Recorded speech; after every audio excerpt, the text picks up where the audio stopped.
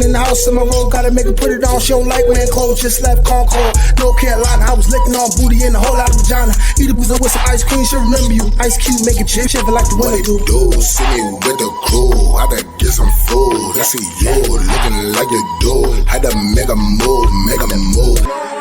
Started. Please don't get me started. Started. Please don't get me. Man, I know you see me looking good in this apparel right here. This is Levels and Lengths, brought to you by Made in Paris Apparel, man. If you want to drip like this, go ahead and contact them based off of what you see on the left side of your screen or the right side of your screen, man. Holla. I want to run these people through what it's like to be a Dayroom nigga if they ever think they want to be gangsters and go to jail. Dayroom is just a word that we use in New York, but it means whatever you are if you soft in any other county. And I just want to run them down what a typical day for a Dayroom nigga is, what their life will consist of. I want to get into that with you. I want to discuss, being that it's Ramadan right now. It's still Ramadan, right? Yeah. Being that it's still Ramadan right now, I want you to discuss, as a brother practicing Islam, what it's like during Ramadan for a Muslim in Rikers Island. Just go into detail about that, discuss what that's like. And also I want you to, because I believe you briefly touched on it before, but I want you to discuss what was it like transitioning, and what's some of the headaches you had to go through transitioning to Muslim in jail. Then I want to ask you, and I'm gonna answer the same question for myself. If you had to do it over and you had no choice but to do it over, would you have moved a little bit differently considering all the things that you know now? And then if we got time, we gonna discuss a little bit of relationship stuff, you know what I'm saying? Pertaining to single mothers, not shooting at them because that just makes you part of the problem. But just we gonna discuss a few things. I have a topic on that situation. So that's what we gonna do. So if y'all never seen us together before, man, this is Nate Almighty, aka the global dark skin ambassador, and the good brother Vic Slang Hope. Personally, one of my favorite YouTubers. This is a brother who stands on principles and morals. This is a brother who is from the streets, but just like me, managed to understand his true value and began to practice what I call is true masculinity, which is simply just being yourself and having morals and principles, and that can be whatever you want it to be.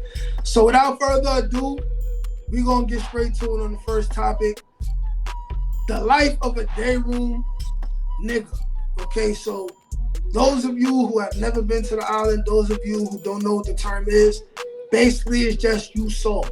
That means you you are with the program. What the program consists of, hold on, look like my glasses is reflecting a little too much.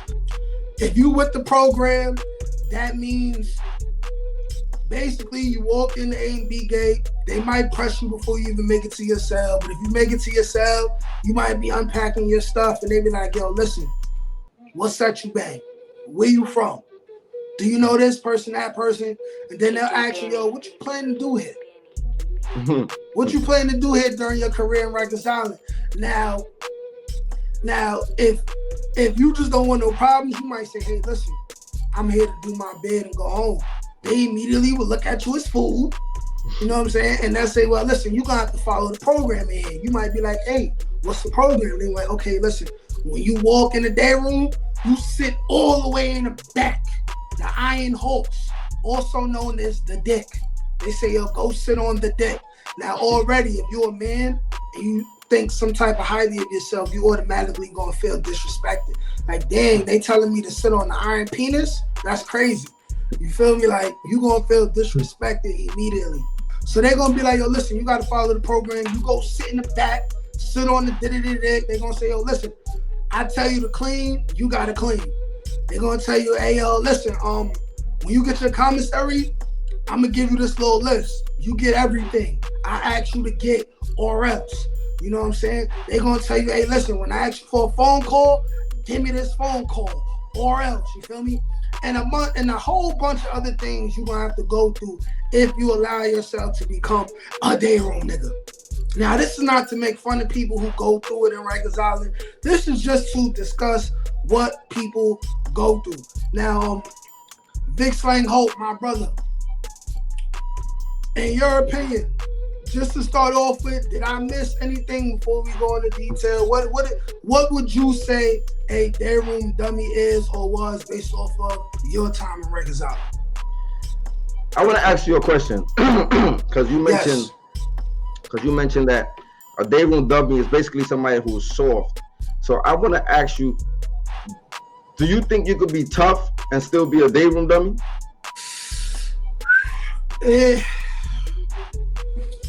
I don't know, bro, because you know what they go through.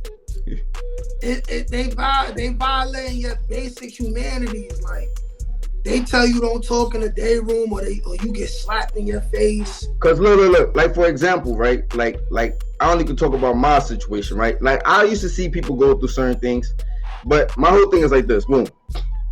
So, and I got the stories on my channel too, right? But my whole thing is this: when I went in there, one of the first things that I learned as a man, bro, you can't care about what other people think about you. You absolutely right. That was like the first thing, the first lesson that I had to slowly learn was that it don't matter what people think about you. You know what I'm saying? You try me, I'm gonna crush you. Correct. You know what I'm saying? Other than that, I don't got nothing to prove. So when I came through, for example, the house I was in, 2 Main South, they only had 3 tables. It's usually 4 tables. So they only had 3 tables, right? And when I got there, the house was going through a transition, meaning that like whoever just had the crib had left. It was some dude named Trey. Yeah, I call those regime changes. Yeah. Yeah, so whoever had the crib, he went to the sign-out house. Nobody wanted to go to 5 Lower when I was there, right? Because they was getting killed. So this dude, whoever had the crib, he left. Now it's a new management, right? So when new management came, they was kind of like trying to figure out. So mind you, it was 3 tables, and some people used to be sitting on the floor. Crazy. So, I mean, well, if it ain't no room, then you gotta do it.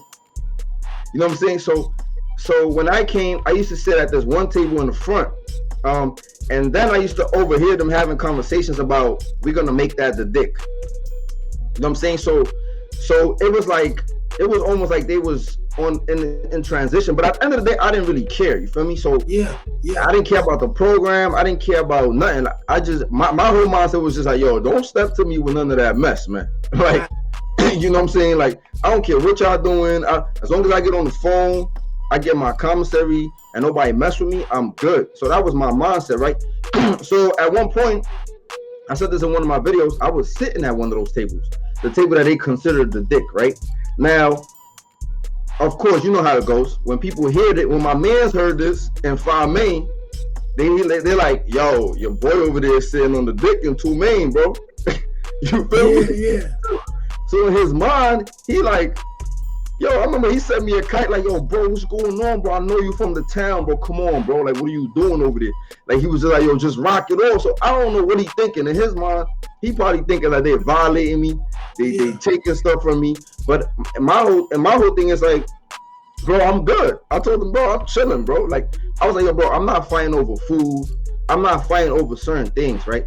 At the end of the day, this is how I looked at it. I was like, I don't care what they say. They could say whatever, but I didn't go through what other Dayroom dummies went through. But if it comes down to if it comes down to terminologies, right, and where I was sitting and all of that stuff, then yeah, somebody might say I was a Dayroom dude, right?